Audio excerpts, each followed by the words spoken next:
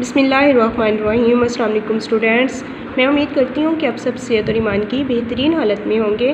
मैं play class की teacher.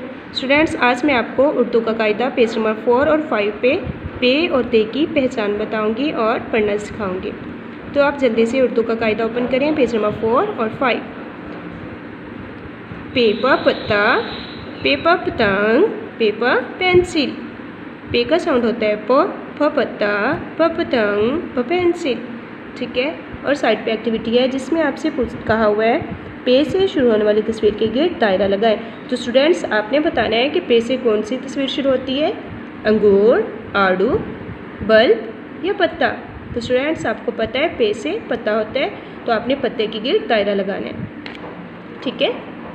Next page, page number 5। ते त तितली, त तलवार, त तितर। ठीक है। ते त तितली, त तलवार, त तितर।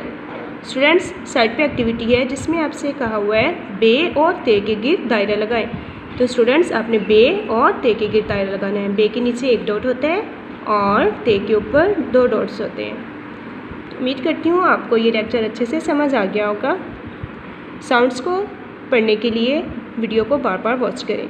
जज़ाकिल्लाह।